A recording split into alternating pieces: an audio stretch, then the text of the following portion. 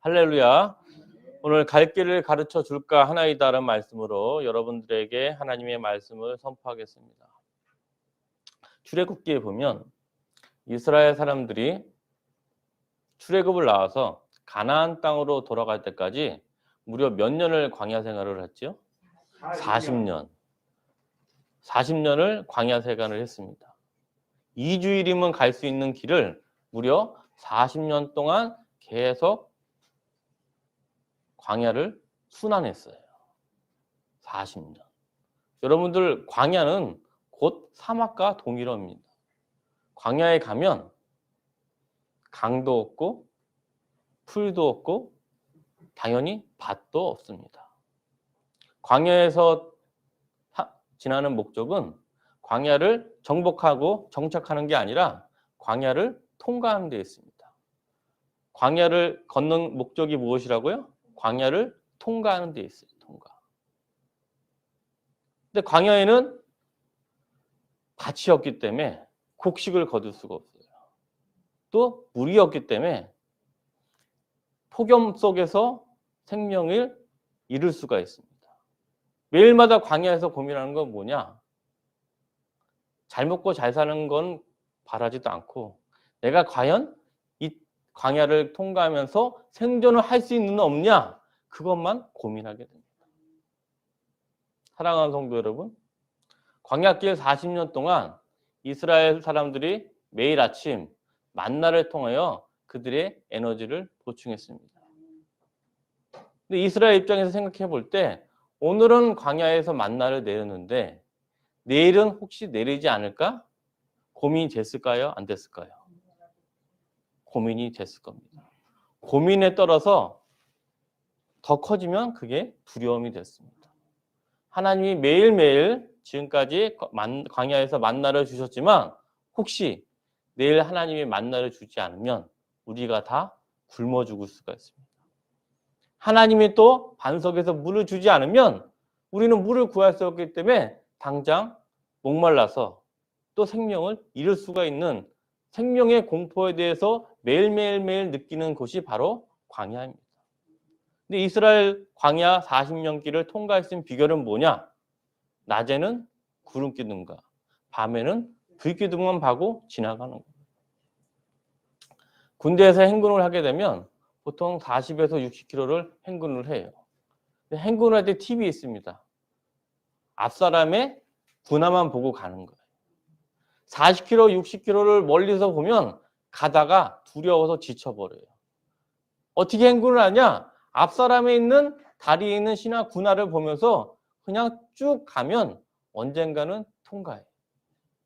마찬가지로 군대의 행군처럼 광야길에 통과하는 목적은 오직 구름기둥과 불기둥을 통해서 하나님의 전적인 인도하심으로 말미암을 때 광야를 통과할 수 있었습니다.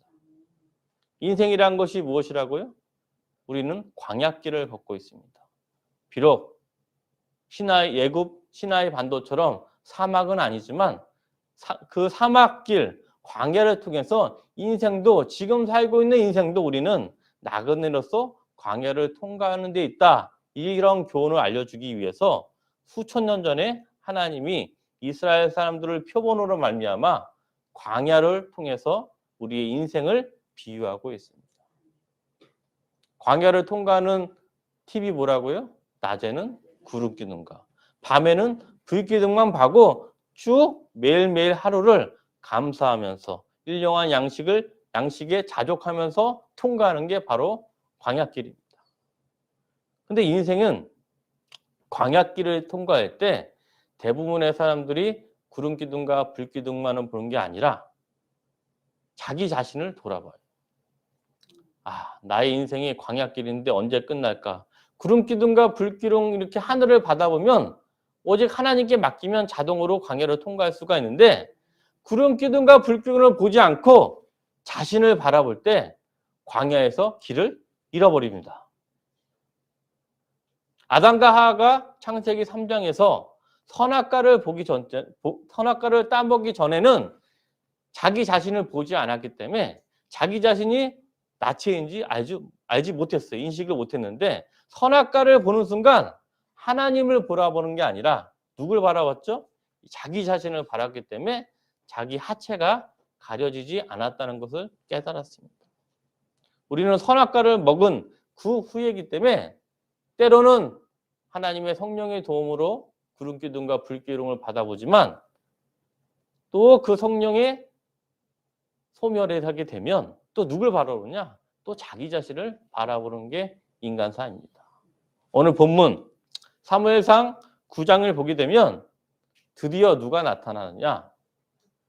이스라엘 초대왕 사울이 나타납니다. 사울이라는 한 사람이 이제 광야길을 막 시작하는 장면이 바로 사무엘상 9장입니다. 성경은 무슨 구조로 되어 있다고 말씀드렸죠? 제가 항상 이중 구조.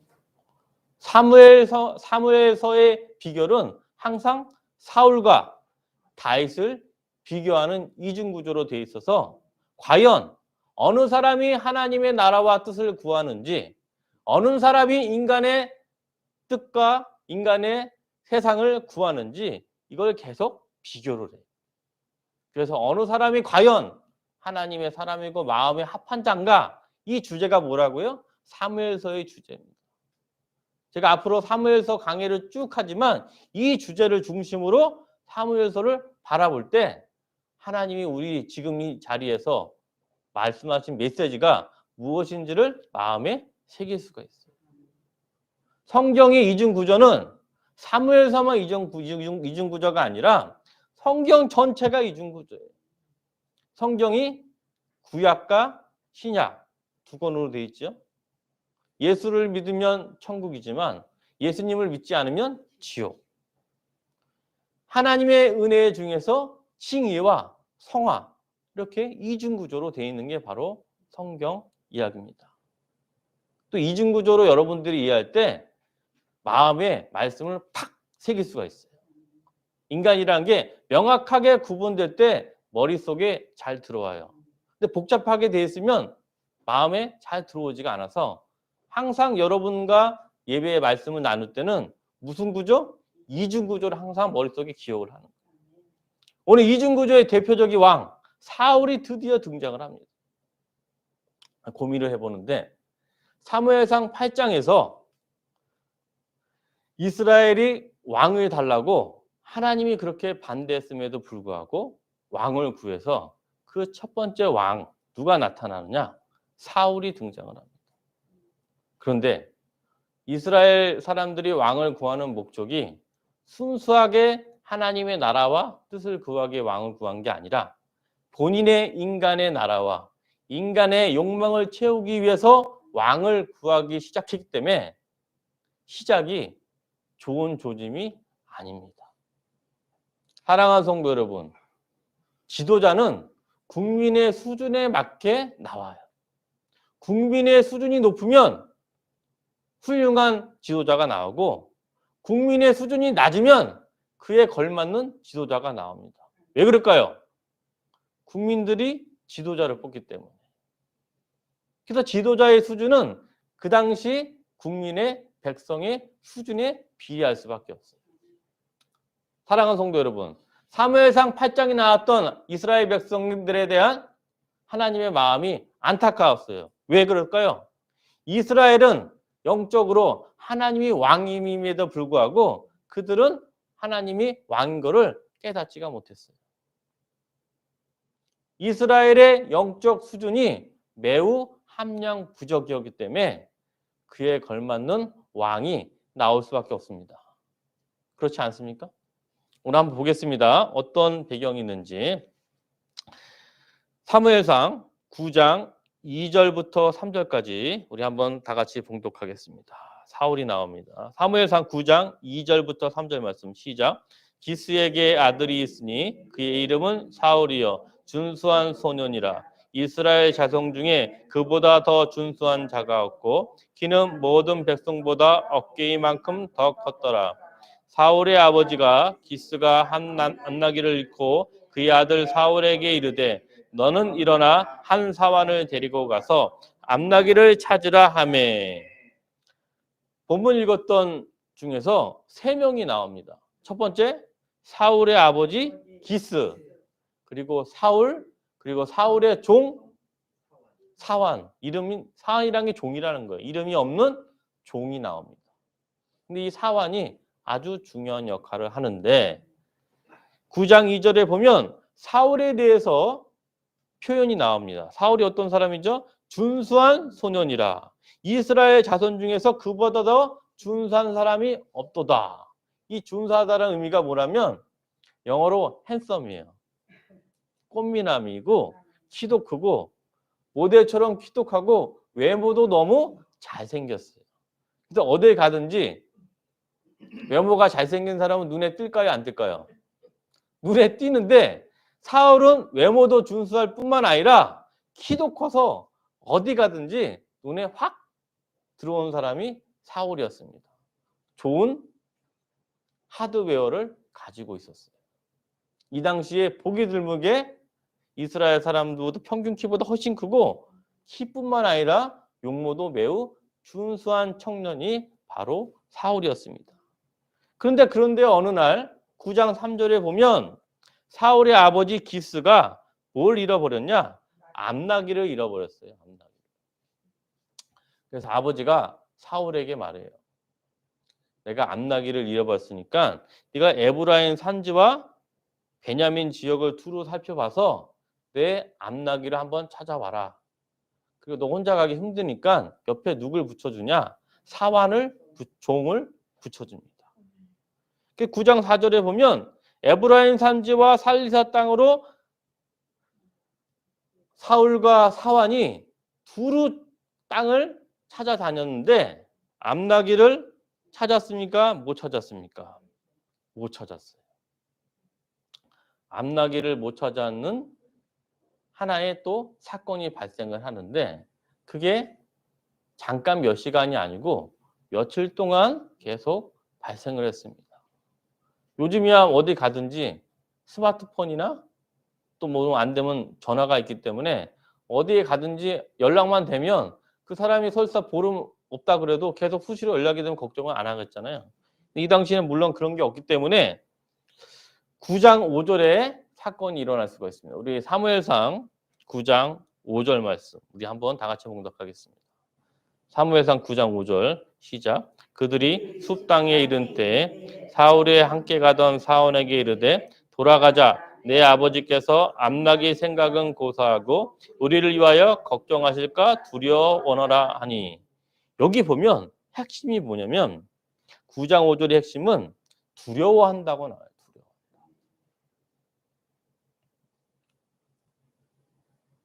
사울의 마음이 지금 두려움에 있어요. 두려움의 표현에서 아버지가 혹시 두려워할까 하면서 이것은 아버지의 마음도 있지만 사울의 마음이 지금 두려움이 있어요. 왜 그럴까요? 암나기라는 표현은 암나기를 통해서 인생에 고난이 닥친 거예요.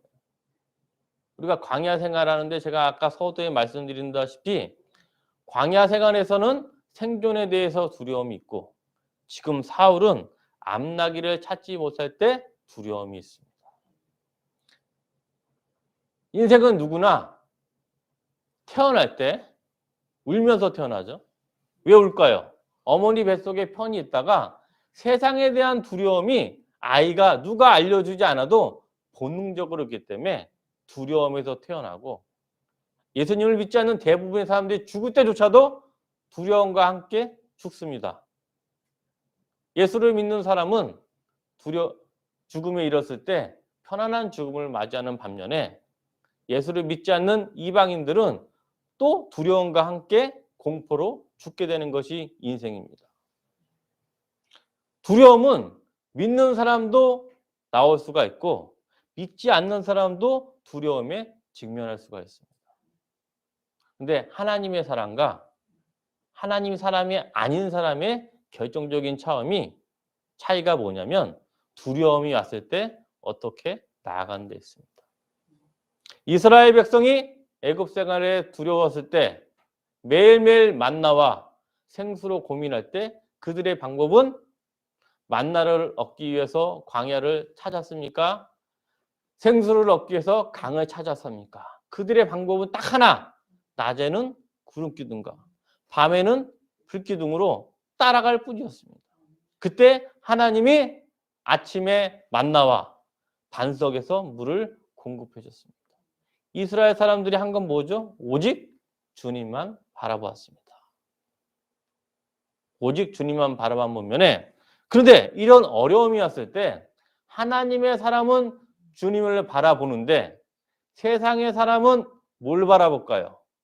자기 자신을 바라보기 때문에 자기 자신의 욕망을 채워줄 사람을 찾게 돼요. 자기 자신의 욕망, 이기적인 마음을 채워줄 사람을 찾게 됩니다. 사람을 찾게 되는 게 본능인데 9장 6절에 때마침 이 사환이 제안을 합니다. 우리 사무엘상 9장 6절 말씀 보겠습니다. 사무엘상 9장 6절 시작.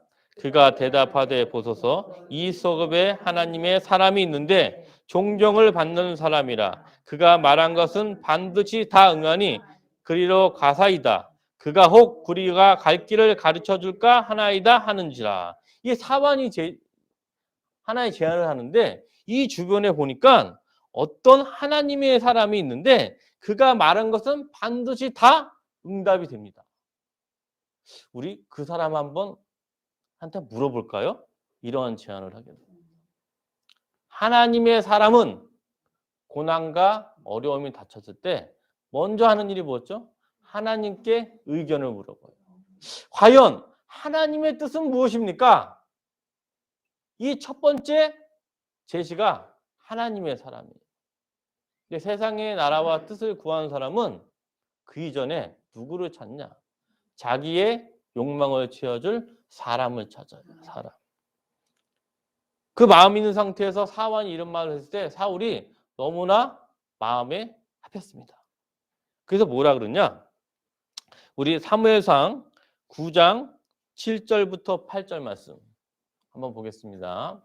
사무엘상 9장 7절 8절 시작. 사울이 그의 사환에게 이르되 우리가 가면 그 사람에게 무엇을 드리겠느냐? 우리 주머니에 먹을 것이 다하였으니 하나님의 사람에게 드릴 예물이 없도다 무엇이 있느냐 하니 사환이 사울에게 다시 대답하여 이르되 보소서 내 손에 은 한 세겔의 4분의 1이 있으니 하나님의 사람에게 드려 우리 길을 가르쳐 달라 하겠나이다 하더라. 여기 보면 두 가지가 존재를 해요. 표현이 하나님의 사람에게 의견을 묻는데 하나님의 나라와 뜻을 묻는 게 아니라 우리의 길을, 우리의 앞날이 어떠한지를 가르쳐 달라. 그 대가로 뭘 주죠? 은 한 세겔의 4분의 1을 드려요.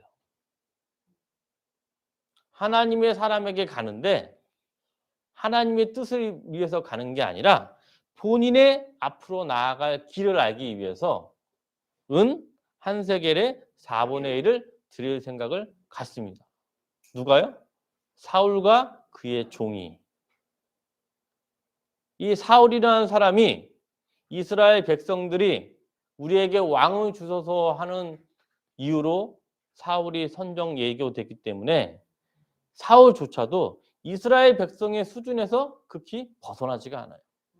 이 안에 어떤 사상이 있느냐? 이방신들이 갖고 있는 주술적 신앙심이 있어요. 바알에게 풍요를 빌기 위해서 인간적인 이방인 제사를 드리는 습관이 사울에게도 있었어요. 처음부터 시작이 사울은 기계적 종교관, 샤머니즈적 종교관을 가지고 있었어요. 처음부터. 물론 샤머니즘 종교관이 하나님을 향하는 마음과 비율이 하나님을 향하는 마음이 있었지만 어쨌든 처음부터 사울은 주술적 샤머니즘 종교관을 시작을 했습니다. 사랑하는 성도 여러분, 우리가 하나님을 믿을 때 하나님의 사람과 인간의 사람을 차이점이 뭐라고요? 하나님의 사람은 먼저 그의 나라와 뜻을 구하는 반면에 인간의 사람은 자기의 뜻을 구하기 때문에 뭘 찾냐? 자기의 뜻에 합당한 사람을 찾게 돼요. 사람. 그래서 어떻게 했죠? 우리 사무엘상 9장 10절을 잘 읽어보십시오. 사무엘상 9장 10절 시작. 사울이 그의 사안에게 이르되 내 말이 옳다 가자 하고 그들이 하나님의 사람이 있는 성읍으로 가더라.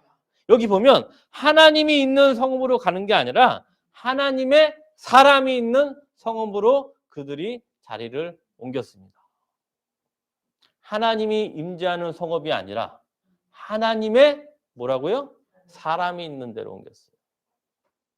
인간의 뜻을 구하는 사람은 자기 마음에 자기 욕망을 채워줄 누구 찾느냐? 사람을 찾게 돼요. 그래서 그 사람들이 예배를 드린 것은 하나님의 뜻과 나라를 위해 예배 드린 게 아니라 자기의 욕망을 채워줄 사람을 찾기 위해서 예배를 드립니다. 그래서 우리 안에 물론 동산교회는 없지만 상당한 교회가 하나님의 뜻과 하나님의 나라를 위해서 예배 드리는 게 아니라 자기 욕망을 위해서 예배 드리는 사람이 훨씬 많습니다.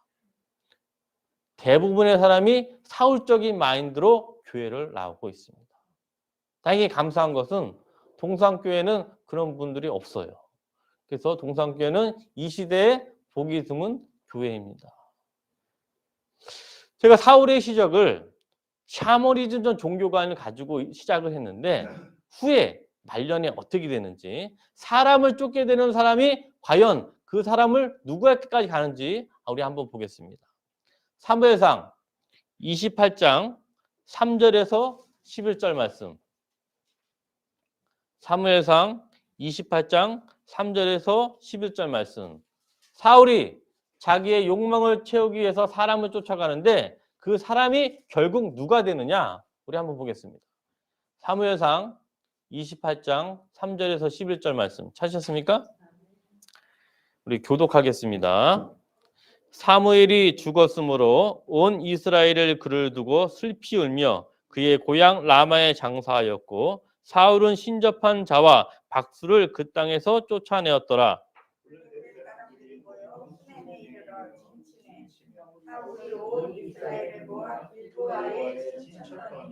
사울이 블레셋 사람들의 군대를 보고 두려워서 그의 마음이 크게 떨린지라.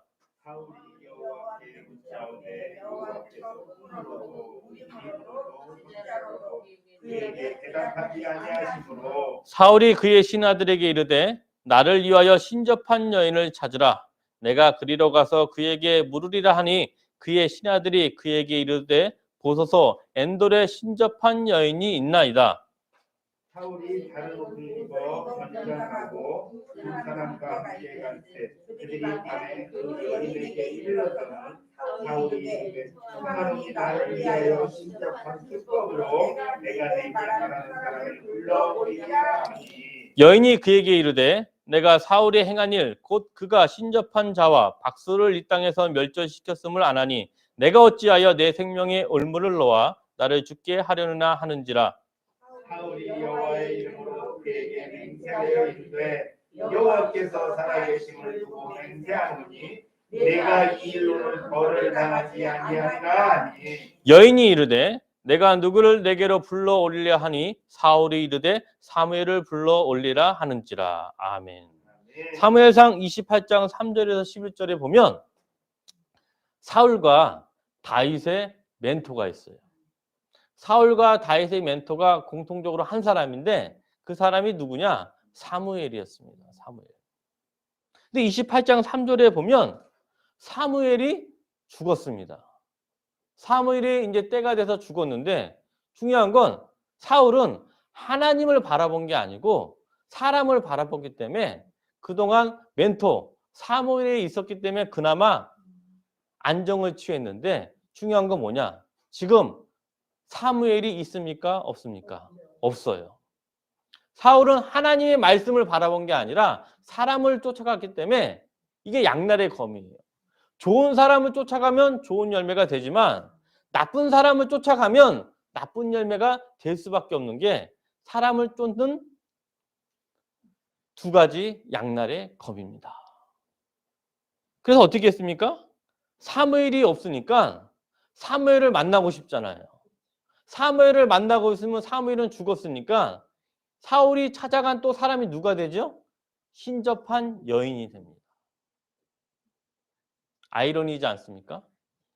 28장 3절에 보면 사울이 사무엘이 생전에 있을 때 그의 고향에 있는 신접한 자와 박수를 땅에서 쫓아냈는데, 그렇던 사울이 당장 지금 블레셋과의 전장에서 블레셋으로 말미암아 공포에 하게 되니까 두려움에 직면한 나머지 하나님한테 바라보는 게 아니라 누구를 찾냐? 또 사람을 찾게 되는데, 그 사람이 누구예요? 바로 신접한 여인, 우리가 알고 있는 무당입니다. 하나님의 기름받은 초대왕 사울이 블레셋과의 전쟁에서 두려움에 떤 나머지 찾아간 사람이 누구냐? 신접한 여인. 이게 굉장한 아이러니다.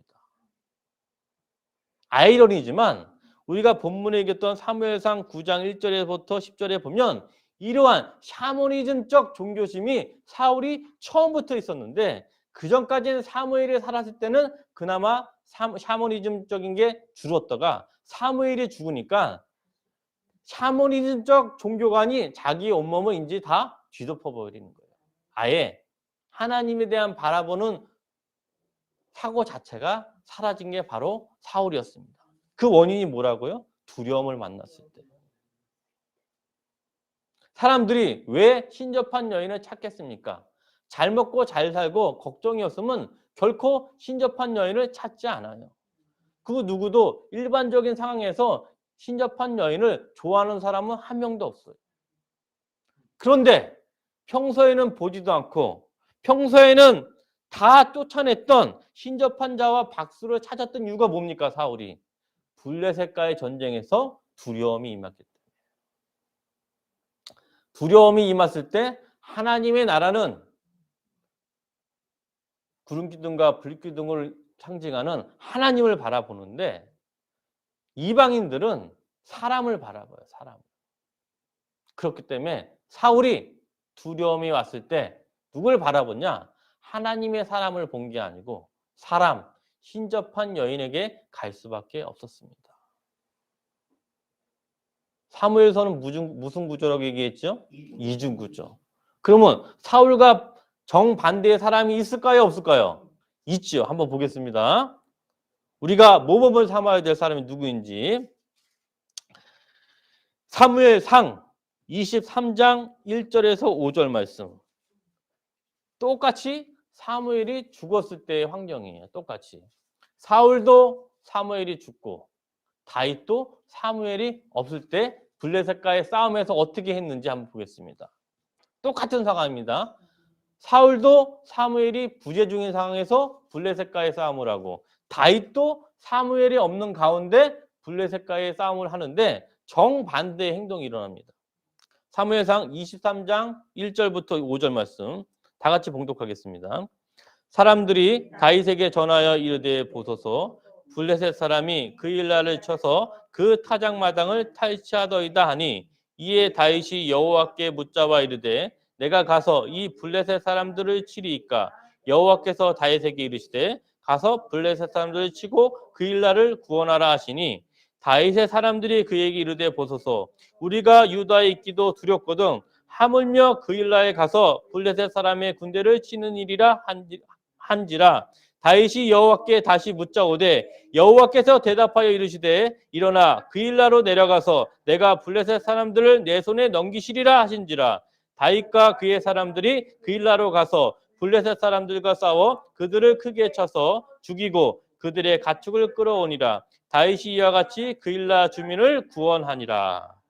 블레셋과의 싸움에서 다윗은 사울보다 더 상황이 안 좋았어요. 사울은 그나마 정예 병사가 있었는데 다윗은 다 유랑자뿐이 없었어요. 그래서 다윗은 블레셋과의 싸움에서 사울보다 어찌 보면 10배, 100배 두려울 수밖에 없어요. 사울은 그나마 정예 군사라도 있지만 다윗은 정예 군사는커녕 제대로 된 무기조차 없었습니다. 그러면 인간적으로 볼 때 사울보다 다윗이 얼마나 더 두렵겠습니까? 사울이 더 악조건임에도 불구하고 사울과 다윗의 결정적인 차이가 있습니다. 사울은 사람을 찾아간 반면에 다윗은 누구와 함께 묻었죠? 여호와 하나님께 물었어요. 몇 번을 묻습니까? 여기서 2번을 묻습니다. 23장 2절에 첫 번째로 다윗이 여호와께 묻자와 이르되 내가 과연 이 블레셋 사람들 쳐야 합니까? 물을 때 여호와 하나님이 다윗에게 말씀하셔서 블레셋 사람을 쳐라. 그래서 그 일날을 구원하라고 하니까 이 말을 자기 있는 식솔들에게 전했어요. 그랬더니 하는 말이 뭡니까? 그 사람들이 아니 지금 우리 입도 목구멍이 지금 포도총인데 우리가 지금 누굴 뒀습니까? 우리 생존 자체도 자칫 잘못하면 죽게 생겼는데 이 상황에서 누굴 도우란 말입니까? 이런 반대 여론이 나왔을 때 다윗이 그 사람의 말을 듣는 게 아니라 또 누구한테 묻습니까? 여호와 하나님께 물어요. 그럴 때 어떻게 하냐? 하나님한테 어떻게 합니까? 했더니 하나님이 더 확신을 주고 내가 블레셋 사람들을 내 손에 넘기리라. 이러한 말씀을 할 때 23장 5절에서 블레셋 사람들과 싸워 그들을 크게 쳐서 죽이고 그 노획물 동시에 그일라 주민을 구원해서 이 전환점으로 말미암아 다윗이 2번째 왕으로 되는 큰 사건을 넘은 반면에 사람에게 찾아서 신접한 여인을 갔던 사울은 그날 어떻게 되느냐? 사울의 목숨뿐만 아니라 그의 자식들까지 비참한 종말로 끝나게 됩니다. 우리가 알 수 있는 건 뭐죠? 두려움과 고난이 닥쳤을 때 2가지가 나타난다고요. 하나님의 사람들은 여호와께 하나님께 달려가지만 하나님을 믿지 않는 이방인들은 누구에게 달려가냐? 사람에게 달려갑니다. 여호와 하나님께 달려갈 때는 구원이 임하지만 사람에게 달려갈 때 결국엔 신접한 여인까지 가고 결국엔 사망으로 끝나게 합니다. 욕심이 인타하여 죄를 낳고 죄가 낳아 뭘 낳는다고요? 사망을 낳습니다. 죄가 장성하여. 사랑하는 성도 여러분, 우리가 인생에 살면서 누구나 다 우리뿐만 아니라 믿는 사람들뿐만 아니라 믿지 않는 이방인도 광야길을 걷고 있습니다. 그게 바로 인생입니다. 태어날 때 웃으면서 있는 아기가 있습니까? 모두가 다 우리뿐만 아니라 전 세계 70억 인구의 한 사람 예의 없이 다 광야길을 걷고 있어요. 광야길을 걷을 때 두려움에 떨 수밖에 없어요. 근데 중요한 건 우리 앞에 놓여진 고난이 중요한 게 아니라 고난을 만났을 때 우리가 어떻게 행동을 해야 되느냐? 그게 바로 핵심입니다. 다윗과 같이 하나님께 고난에 대해서 물어보는지 사울과 같이 사람에게 물어봐야 결국엔 무당까지 가는지 이걸 마음에 새겨야 됩니다. 사랑하는 성도 여러분, 우리 로마서 8장 37절부터 39절 한번 보겠습니다. 우리가 왜 여호와께 물어서 승리할 수밖에 없는지 로마서 8장 37절부터 39절에 정확히 나와 있습니다. 로마서 8장 37절부터 39절 말씀 찾으셨습니까? 시작. 그러나 이 모든 일에 우리를 사랑하시는 이로 말미암아 우리가 넉넉히 이기느니라. 내가 확신하노니 사망이나 생명이나 천사들이나 권세자들이나 현재일이나 장래일이나 능력이나 높음이나 깊음이나 다른 어떤 피조물지라도 우리를 우리 주 그리스도 예수 안에 있는 하나님의 사랑에서 끊을 수 없느니라. 로마서 8장 37부터 39절 보면 사망이나 생명이나 천사나 권세자들이나 그 어떤 피조물도 하나님의 사랑 안에서 우리의 관계를 끊을 수가 없기 때문에 우리는 간신히 이긴다, 넉넉히 이긴다, 넉넉히 이긴다. 그 비결은 뭐라고요? 고난이 닥쳤을 때 누구를 찾아가라? 여호와 하나님께 찾아갔을 때 반드시 우리는 승리할 수밖에 없습니다. 사무엘서 구절을 보면서 과연 우리가 앞으로 하나님의 사람인지 인간의 세상의 사람인지 구별하는 키워드는 뭐라고요? 누구의 뜻을 구하는가? 그 말씀이 바로 이 말씀을 생각할 때 깊은 은혜를 나눌 수가 있습니다. 마태복음 6장 37절부터 33절 말씀이 제가 오늘 설교한 모든 내용이 다 압축되어 있습니다. 마태복음 6장 31절부터 33절 말씀. 오늘의 결론입니다. 하나님의 나라와 그의 뜻을 구하는 것이, 인간의 나라와 뜻을 구하는 것이 어느 것이 핵심인지 이 말씀, 예수님이 직접 말씀하셨습니다. 우리가 신앙인이 어떻게 해야 되는지 그 길이 마태복음 6장 31절부터 33절 말씀, 이 말씀대로 다윗이 행했기 때문에 블레셋과의 전쟁에서 두려움이 있었지만 승리할 수 있었습니다. 마태복음 6장 31절부터 33절 말씀 다 같이 봉독하겠습니다. 시작. 그러므로 염려하여 이르기를 무엇을 먹을까, 무엇을 마실까, 무엇을 입을까 하지 말라. 이는 다 이방인들이 구하는 것이라. 너희 하늘 아버지께서 이 모든 것이 너에게 있어야 할 줄을 아시느니라. 너희는 먼저 그의 나라와 그의 의를 구하라. 그리하면 이 모든 것을 너희에게 더하시리라. 아멘. 인생에 살면서, 광야길에 살면서 누구나 다 고난과 두려움을 만날 수밖에 없어요. 그러나 하나님의 사람은 고난과 두려움을 만났을 때 먼저 누굴 생각하냐? 하나님의 나라와 의를 생각하기 때문에 넉넉히 승리하는 반면에, 세상의 나라는 하나님의 나라를 찾는 것이 아니라 인간의 나라와 인간의 뜻을 추구하기 때문에 반드시 사울처럼 패하고 결국에는 사망에 빠질 수밖에 없습니다. 똑같은 상황을 만났습니다. 블레셋과의 전쟁에서 한 사람은 넉넉히 이긴 반면에 한 사람은 패하는 데서 끝나는 게 아니라 자기 본인뿐만 아니라 자기 세 아이들이 그날 동시에 다 몰살당했습니다. 그 원인은 뭐라고요? 하나님의 나라와 뜻을 구하느냐, 인간의 나라와 인간의 뜻을 구하느냐, 이 핵심에 여러분들의 삶이 구원을 받을지 사망에 이를지 결론이 낼 수가 있습니다.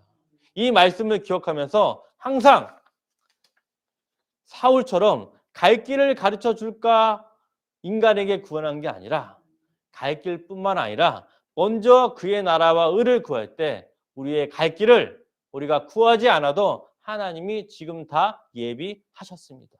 우리는 예비하신 그를 낮에는 구름기둥과 밤에는 불기둥으로 매일매일 감사하며 뚜벅뚜벅 걸어갈 때 인생의 광야길을 하나님과 동행하는 말미암아 큰 열매와 훗날 새 예루살렘과 새 땅에서 하나님과 행복한 나라로 만들 수가 있습니다. 항상 기억하면서 어떤 고난과 두려움이 올지라도 그 고난과 두려움에서 싸워지지 말고 그 안에 숨겨진 하나님의 나라와 하나님의 뜻이 무엇인지 생각할 때 우리가 이 어려움을 이겨내고 하나님이 예비하신 본향으로 돌아갈 수 있습니다. 이 말씀을 기억하면서 이번 한 주뿐만 아니라 마지막 날까지 주님과 동행하시기를 주의 이름으로 축원합니다. 아멘.